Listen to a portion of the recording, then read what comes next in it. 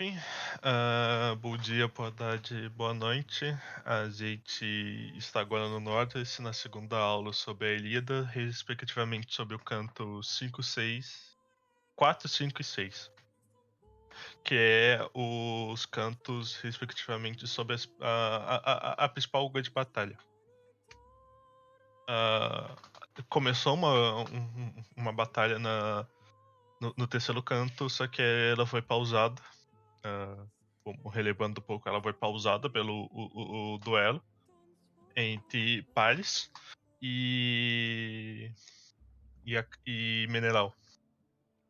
Só retomando, na última aula eu me estendi um pouco sobre o terceiro canto e eu acabei comentando algumas coisas sobre o quarto canto, mas eu vou falar de qualquer forma novamente.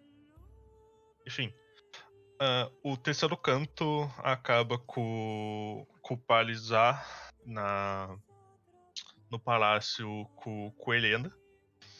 E aí existe uma pausa na guerra. O quarto canto ele começa com os deuses do Olímpico. E existe uma discussão entre eles sobre a retomada da batalha, da guerra.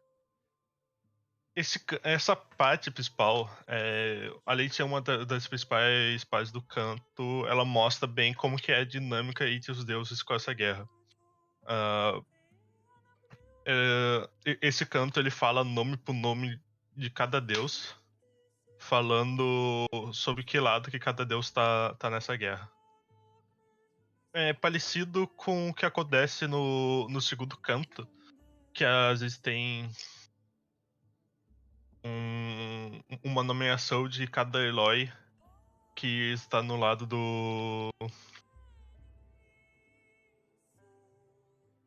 dos gregos. Só que nesse momento agora a gente não está mais trabalhando com os humanos, mas sim com os deuses. Às vezes tem bem denominado o que cada deus está lutando, como Atenas, Helena, Hefesto e Zeus. Mais ou menos Zeus está no lado dos gregos, dos aqueus, e quando Afrodite, Apolo e o deus da guerra, que me fugiu o nome agora, está no lado dos troianos. Alice, obrigado. Nesse momento, então, cada deus tem um motivo para querer a continuação da guerra. E é meio que quase uma decisão unânime. É uma decisão unânime que a guerra deve continuar. Então, Zeus manda sua filha Atenas retomar essa guerra. Eu me pedi a anotação que eu ia cantar uma parte do canto agora. Mas eu pedi essa anotação. Mas é sobre a parte do canto que fala sobre o arco e a flecha e a retomada. Essa aqui é a principal parte, que é o ultrapassei na última aula, falando sobre o quarto canto, que é o me lembrava que fazia parte do terceiro canto, no entretanto é a parte do quarto canto, que é esse momento da retomada da guerra. Essa retomada da guerra se dá por Atenas descendo no campo de batalha e influenciando a mente de um dos troianos a atirar uma flecha contra Menelau, que no canto passado estava duelando com o Pallas. Aí Atenas faz a cabeça do soldado e para mim, que é uma das passagens mais bonitas, o poeta ele começa a descrever o arco e a flecha, falando que era uma flecha de um dado que nunca foi disparada, feita do dedão de não sei qual boi, que era um boi muito nervoso. Tanto o arco quanto a cota do arco quanto a flecha foi feita da crina de não sei que cavalo. E é um paralelo que eu geralmente utilizo quando eu tô discutindo alguns eventos do tipo, tal personagem de tal série de ação grita o nome do seu poder. É parecido com o que o poeta tá fazendo, porque às vezes tem que sentir que esse ataque que ele tá fazendo não é só um ataque de força, mas tem muita importância e tem muito simbolismo carregado nessa flecha. E é com essa flecha, que o mineral é desviado na altura do cinto, ele é trazido de volta pro lado dos Aqueus. E aí existe aquela cena novamente, falando novamente, aquela cena engraçada do médico tirando o sangue das coxas e da virilha, da cintura do Menelau com a boca. Que meio que é pra mostrar que é uma cena de comédia, sempre mostrando esse lado meio atabalhado do Menelau. O quarto canto, ele é comparado aos outros cantos que a gente vai seguir, ele é um canto meio curto, principalmente comparado ao quinto canto. O que acontece em seguida no canto é o Agamenon enfurecido com o que aconteceu. Ele começa a falar como que a gente confiou nesses troianos, deixei meu irmão e lutar na frente de todo mundo. E aí a gente tem uma série de conversas e meio que uma reapresentação de alguns personagens. Alguns personagens que não tinham aparecido antes ou que tinham aparecido poucos não reaparecem nesse canto. E é demonstrado um pouco da história deles. Dando ênfase bastante no Diomedes. E o Diomedes, ele é meio. Ele meio que serve como tipo, um herói que tem uma jornada. Eles resolvem de ser um herói meio impossível, meio cabeça quente, e até se transformar em um soldado, um guerreiro mais nos moldes mais conservadores, mais experiente. Isso daí é um arco que acontece dentro da Elida, é um dos vários arcos que tem dentro da Elida. Além desse do Diomedes, essa Dioceia, é o canto 10, que tem um arco dentro dele de começo, meio e fim. Mas o Diomedes, ele começa agora e ele vai parar e o arco dele vai completar lá pelo canto 15, mais ou menos. Lá pra frente. Vão ser bastante cantos contando a história e a evolução dele. Enfim, o Agamenon ele tá muito enfurecido. E aí ele resolve retomar a batalha. Essa tentativa dele retomar a batalha é ele instigando os soldados dele. Que aí a gente tem a apresentação dos guerreiros. E ele encontra o Diomedes e outros guerreiros parados no lado dos cavalos e dos carros de batalha, meio que sem fazer nada. E ele chega e dá um esporro no Diomedes no outro. E agora vocês têm meio uma apresentação de um pouco como que é o Diomedes. Ele começa a descrever do que ele e os homens deles invadiram e conquistaram Tebas, a cidade dos Sete Portões. A cidade é essa que nem mesmo o pai dele, com muito mais homens, não teria conseguido conquistar. E aí, fazendo parêntese, o Diomedes ele está lutando, supostamente ele está lutando nessa guerra desde os 10 anos, e antes ele só lutava um pouco mais. É um pouco engraçado, porque meio que já era pro Diomedes ser um soldado, um personagem experiente nesse campo, só que parece que o Homero ele precisava de um personagem, de fazer um arco de personagem com alguém, e meio que ficou encarregado do Diomedes ser esse personagem.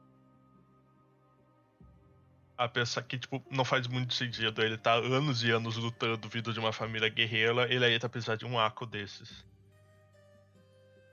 E aí às vezes tem novamente recitação de você, filho de não sei quem, que é filho de não sei quem lá. É tão importante, e é um pouco de xingamento entre o Agamenon, o Diomedes, o Agamenon e outros personagens. Mas o importante é que o Diomedes, o Agamenon, ele consegue retomar a batalha. Ele até chega a pedir desculpa pra algumas pessoas, como o Diomedes, por ter falado de tal maneira. E aí ele segue. E ele retoma a batalha. E aí, às vezes, tem um evento curioso. Narrativamente, como o poeta trabalha com isso. Que é, eu disse, ele falando como que funciona esse começo de batalha. Ele fala dos encontros e ele começa falando dos encontros dos soldados e depois ele vai pra cada núcleo de batalha individualmente. Ele fala, Ajax matou não sei quem outra pessoa. E aí ele vai, tipo, falando uma série de conflitos e quem ganhou esse conflito. E uma parte importante nisso tudo é como quando a pessoa morre no poema, o poeta ele meio que dá uma pausa, ele faz um parêntese e começa a contar a história desse tal personagem. E por que ele era tão importante e por que derrotar esse cara tá tanta fama pro nosso herói. Pro herói que a gente tá acompanhando. Isso acontece algumas vezes. Vai ter um momento que o Melo ele vai dar uma pausa, vai começar a contar. Não, porque esses dois irmãos, eram os únicos dois irmãos de não sei quem que foram pra guerra e agora que eles estão mortos, tal pai não tem mais nenhum filho, ele tá abandonado sozinho nos campos da cidade não sei qual. Isso é só um exemplo. Só um parêntese, tem vários. Eu acho que toda a Ilíada tem 3 momentos que irmãos vão pra batalha, morrem e o poeta faz esse parêntese falando que eles eram os únicos dois filhos de um pai. Parece que é um arquétipo de personagens que o Homero gosta bastante. Enfim, seguindo o canto 4. Ele é bem mais curto. A principal parte dele é esse diálogo entre os deuses. E cada deus dá seu motivo da retomada. A ela quer muito dar glória para Aquiles. E cada deus tem um motivo para querer destruir ou proteger Troia. Seguindo pro canto quinto, que ele já é um canto mais longo, só que ele também é um canto bem focado em combate. Esse canto objetivamente tem um protagonista, que é o Diomedes, filho de Tideu. Desculpa. E esse canto, ele é importante. Ele tem um duelo entre Diomedes e o Heitor. Mas. Só que não é um combate só entre esses dois. Cada um é acompanhado por um deus. O Diomedes ele é acompanhado por Atenas e o Heitor, que é considerado. O Heitor não. O Enéas, desculpa. Diomedes luta com Enéas, que é considerado o segundo melhor guerreiro troiano só depois do Heitor. E Enéas está sendo acompanhado por Ares, o deus da guerra, e Diomedes está sendo acompanhado por Atenas, a deusa da guerra inteligente, das artes. Só que o canto ele começa com Atenas dando uma benção. Ele vai lutar na Guerra Justa. A Atenas ela tem alguns títulos, mas enfim. Diomedes vai pro confronto com uma benção. Durante a luta, a Atenas dá mais uma benção pro Diomedes. Aí ele já soma 2 bênçãos. Aí ele começa a lutar com o Heitor, e aí a Atenas dá mais uma benção e. Com o Heitor não, com o Enéas, e aí em todo canto ela. Em todo canto o Diomedes ele soma umas 3 bênçãos da Atenas. Falando mais do confronto geral, o o Diomedes, quando ele começa a ir pro confronto com Atenas, por meio do campo de batalha, Atenas desce, começa a acompanhar e tira o véu do Diomedes sobre aquilo que... para ele começar a enxergar aquelas coisas que não são mortais. Ele não ironicamente começa a ver os deuses e outras coisas. Pra saber quem é o... quem são os heróis que estão sendo acompanhados por Deus. Atenas fala pra ele: não vai lutar com Deus. Tirando Afrodite tu pode lutar de boa, mas se tiver algum Deus em algum outro lado, tu não usa luta lá, escuta ele porque é perigoso. Diomedes obviamente não escuta isso. Tanto que ele começa a lutar com Enéas. Ele começa vencendo. Aí Ares interrompe, se coloca entre os dois. E o Diomedes ele continua lutando. E ele só é parado depois de um golpe de Ares e a Atenas falar pra ele: não é uma boa ideia tu mexer com ele. Aí o confronto do Diomedes com o Enéas para. E aí ele começa lutando depois com a Afrodite. E ele fere a Afrodite. Ele tanto fere Ares no primeiro confronto e depois ele fere a Afrodite. O que faz esses dois deuses sair do confronto, ir pro Olimpo, fazer uma cura e depois voltar. Aparentemente o ferimento da Afrodite é mais sério. Mas Ares já tá uma pequena pausa, vai e volta rapidinho. A Afrodite fica mais tempo nessa.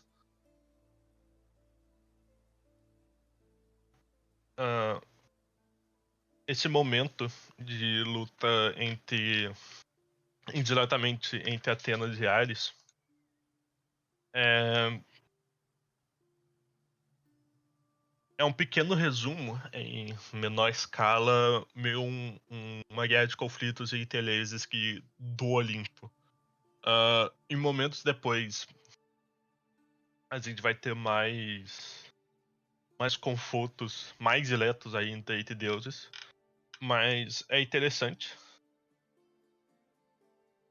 ver esses dois deuses de Atenas e Ares lutando através de duas pessoas. Afrodite, aparentemente, o que dá a entender no canto, e é um pouco que o Leonardo também fala, que a Afrodite tava meio que, tipo, em pessoa, meio que encanada no campo. Mas a Afrodite, ela meio que, tipo, considerada uma deusa menor. Tanto que Atenas diz assim: tu pode lutar, tu não luta com nenhum deus que aparecer aí. Menos a Afrodite. Se a Afrodite lutar, tu aparecer, tu pode lutar de boa, assim. Quem respeita muito a Afrodite nesse campo de batalha.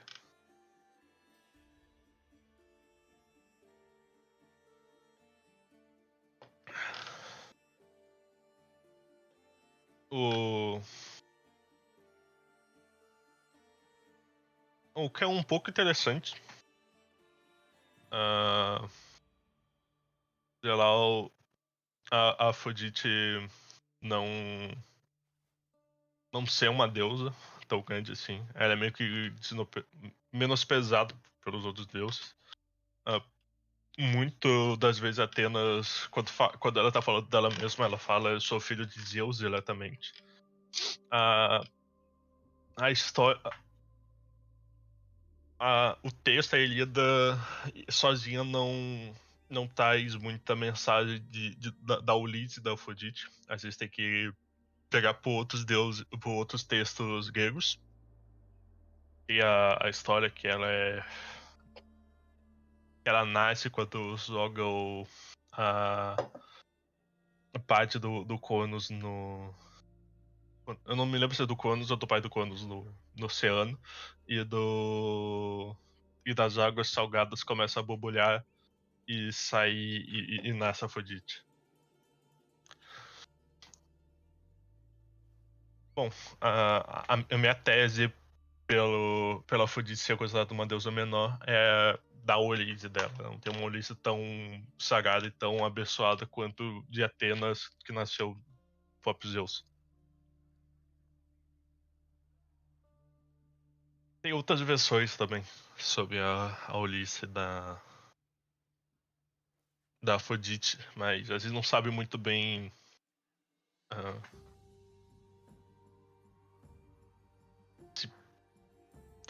Às vezes não sabe muito bem se o Homero sabia dessa parte.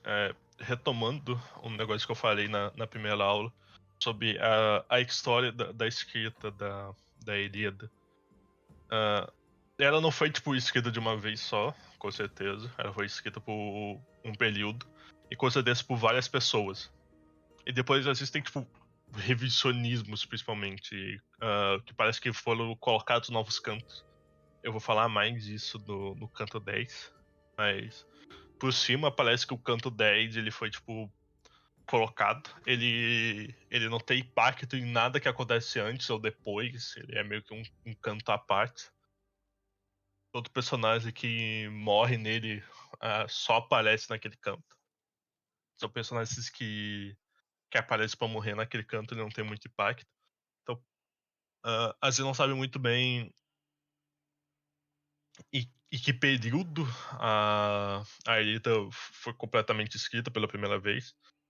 Mas às vezes tem uma boa noção que a Afrodite, pelo menos desse período inicial, ela não era reconhecida tanto quanto uma deusa. Meio que dá a entender.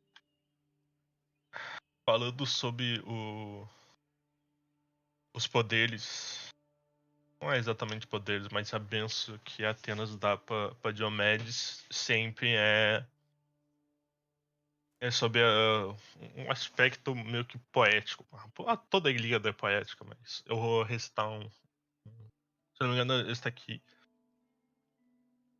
Eu vou recitar um canto aqui sobre a Atenas falando sobre Diomedes. Talvez eu conferir se é esse daqui mesmo. É essa parte mesmo. Diomedes, nascido de Tideu, guerreiro próximo ao meu coração. Eu vejo dois guerreiros muito fortes, vindo com ímpeto para a Efetate. Valendo-se de força imensurável, um grande sabedor do arco e flecha, Pandaro, que costuma se orgulhar de dizer-se nascido de Licão, Lical. E o outro ninguém menos do que Enéas, o inigualável rebento de Anquises, orgulhoso de ter o pai que tem e de ser o filho da própria Afrodite. Agora vamos, recuemos logo e retirado no carro de guerra. Não corras mais através da vanguarda, temos que percas a vida querida. Aí nessa fala de Atenas, o dela aconselhando o Diomedes a recuar. E aí o Diomedes ele dá uma xingada na Atenas de leve. Ele fala, mas nem ferrando que eu vou me retirar. Eu tô nessa guerra por honra. Aí parafraseando uma frase que vai ser dita no futuro, eu tô nessa guerra pra fazer glória ou ou ser a glória de outra pessoa. Então,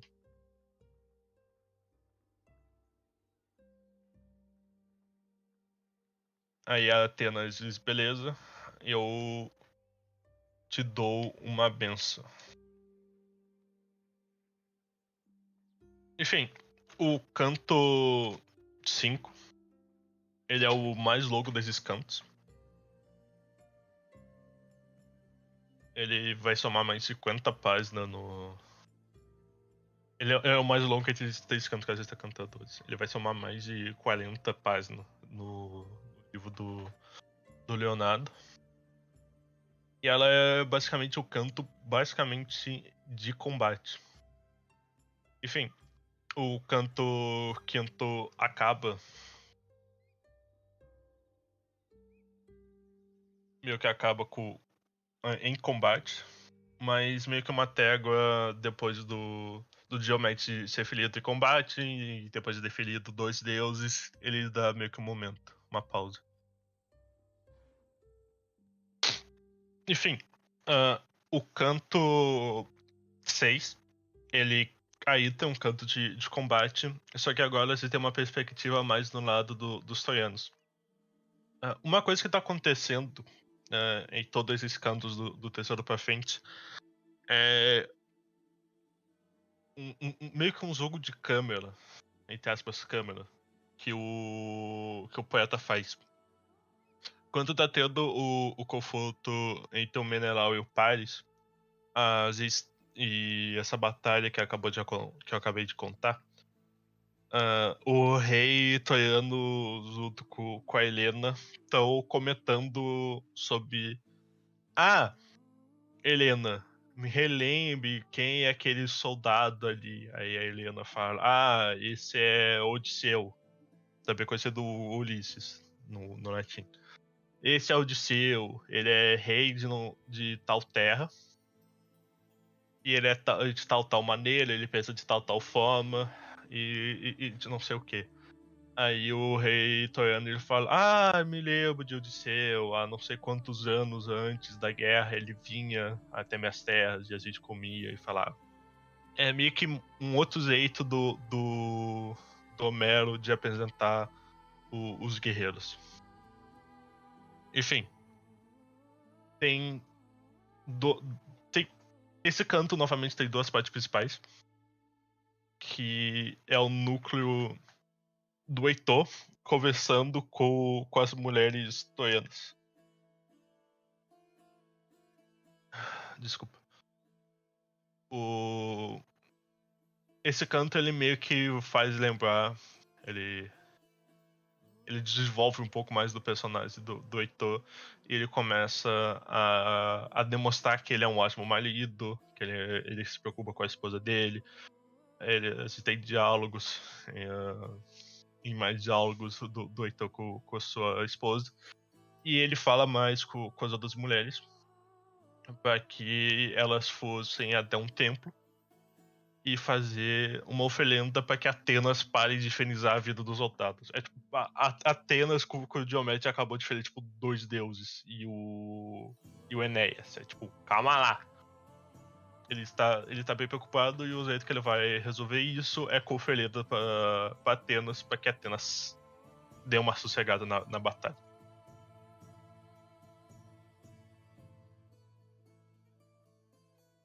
Ah, além de um bom marido, o Heitor ele também ele demonstra o carinho que ele tem pro filho novo dele. E ele não, essa cena é tipo meio que pra demonstrar todo o núcleo de família dele. Principalmente com a esposa dele, ele também mostra um pouco de carinho com o filho dele, mas é principalmente com a esposa e com o pai. Ele conversa bastante com a mãe dele, mãe de outras mulheres, é bem uma parte do canto que ele tá bem no lado troiano, falando um pouco de como que é o sentimento das esposas amarguradas com os maridos lutando na guerra.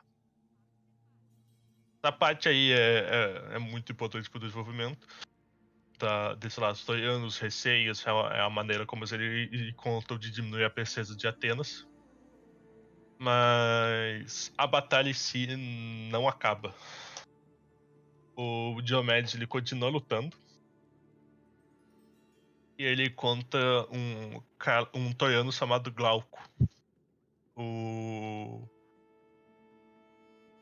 Em vez do Homero ele dar uma pausa no tempo e começar a contar a história da família do Glauco, essa história do Glauco acontece no meio que do presente. E o Diomedes e o Glauco eles começam a discutir e falar: Ah, eu sou filho de não sei quem, filho de não sei quem. Aí o Diomedes fala: Ah, eu sou filho de não sei quem, filho de não sei quem. Porque eles querem aumentar a fama deles. Porque não adianta nada tu matar um Zé Ninguém. Porque isso não vai te dar fama. Tu tem que ser o Diomedes, o cara que matou Glauco. Quem é Glauco? Glauco é filho de não sei quem, que é um grande guerreiro. É meio que essa ideia. Só que nessa, Diomedes e Glauco descobrem que a família deles são amigas. É tipo, as relações de Atais, elas, tipo, pá, muito próximas. E aí o Diomedes e o Glauco ficam tipo, beleza, vocês se matam ou não? Aí eles meio que chegam na conclusão, não vamos se matar. As nossas famílias eram amigas, vamos continuar seguindo esse caminho. Ah, então o que eles fazem? Eles tocam de armas e de armaduras de equipamento. Por que isso é importante? Porque o Homero ele dá um destaque no quão mais valioso era os equipamentos de Glauco. Ele até dá uma estimativa de uma moeda da época falando que o capacete, as roupas de Glauco valiam 100 cabeças de boi, quando os equipamentos do Diomedes valiam 10 cabeças de boi. E aí o Diomedes fica, não sei o que, pô, eu fiquei com um negócio muito mais valioso aqui, não sei o que. Ele fica um pouco ressentido. Só que se a gente lê um pouco entre as linhas, quem saiu vencendo nessa toca foi o Glauco.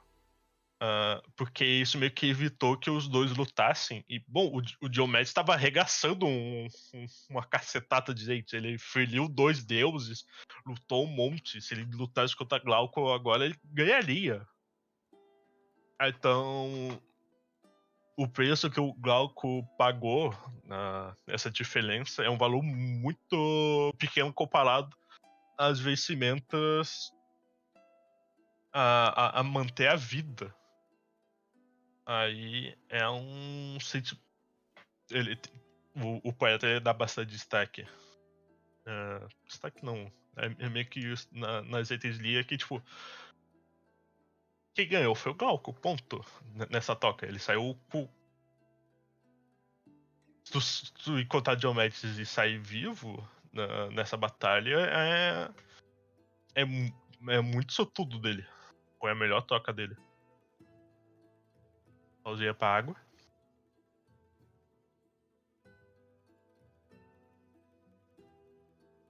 Voltando pro núcleo troiano, o Heitor ele vai chegar e dar um esporro no Paris. Porque o Paris não tá lutando. O Paris tá lá com a Helena, com a esposa dele, no bem bom, na cama, fazendo. Muito apaixonado com ela. Aí o Heitor ele vai lá e vai dar um esporro nele. Porque, bom, a guerra inteira tá acontecendo por causa do Paris. Só que o Paris não tá lutando. Às vezes tem um diálogo sobre isso, essa situação, e o Paris ele meio que convence ao Heitor que é melhor ele não lutar, porque ele não tem habilidade de luta. Ele é uma pessoa muito mais apaixonada e que ele não contribuiria muita coisa à luta.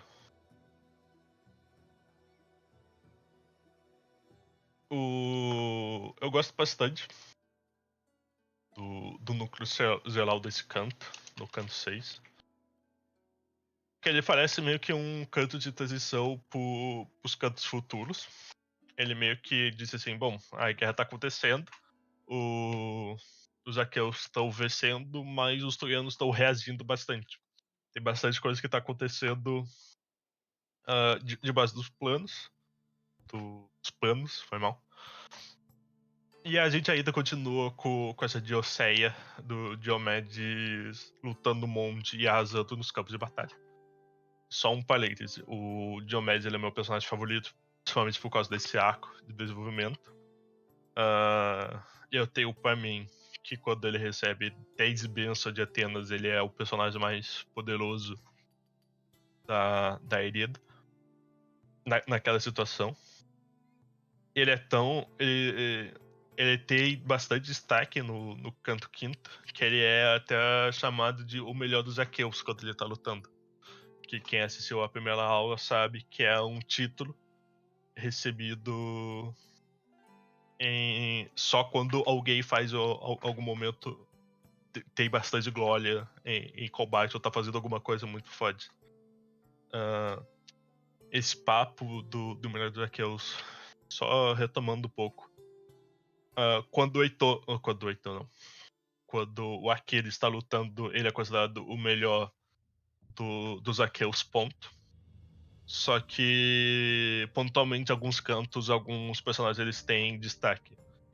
O Ajax o Grande, né, que tem 2 Ajax, ele é dito como o melhor dos arqueiros quando o arqueiro não tá. O Diomedes, quando ele recebe 3 bênçãos da Atenas e vai lutar, ele é considerado o melhor dos arqueiros. O canto quinto não, 15º, se eu não me engano, se não me falha a memória, é o canto do Pático, que ele tem todo o arco inteiro naquele canto. Ele também é dito como o melhor dos arqueiros. O próprio Agamenon, ele invoca esse título para ele mesmo. Em alguns momentos ele também é chamado como o melhor dos arqueiros por outras pessoas. E alguns outros guerreiros eles invocam essas glórias para eles também. Tipo, quando eu era jovem, eu era um grande guerreiro, eu fui chamado do melhor dos arqueiros.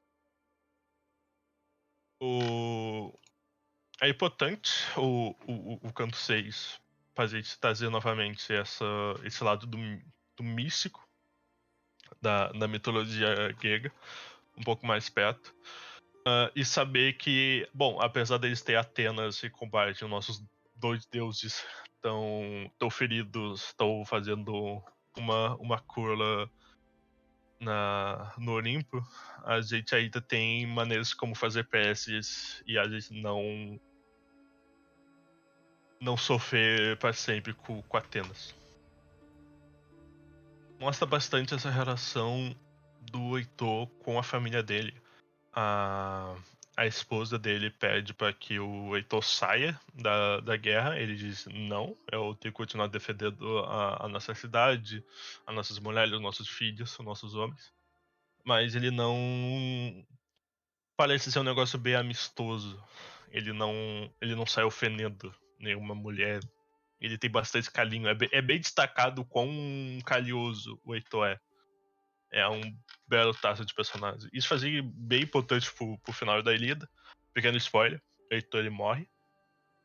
E no funeral do Heitor, naquele período, Heitor morte, o funeral é bem destacado esse amor que ele tem.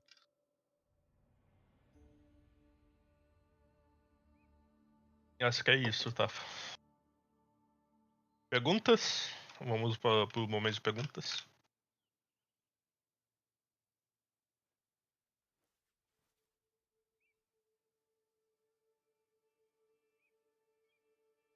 Subtítulos dos deuses.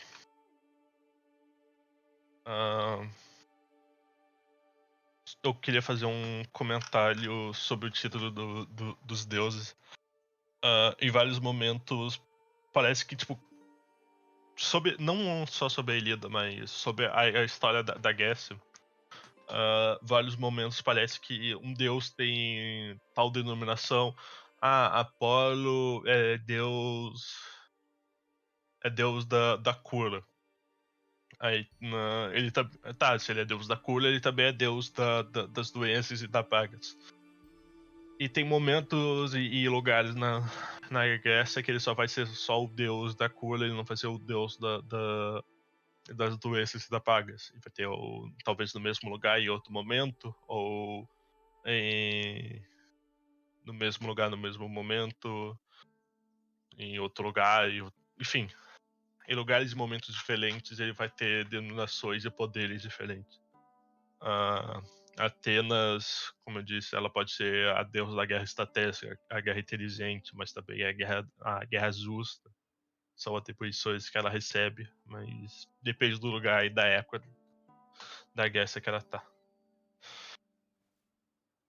Outra pergunta? Algum outro comentário? Eu agradeço muito a participação e que vocês estão aqui assistindo isso. Entre no canal do Norte se quiserem assistir a aula ao vivo. Eu ia falar presencialmente, daí é complicado. E eu espero contar vocês na próxima aula, se possível, na próxima semana. É isso. Muito obrigado e tchau.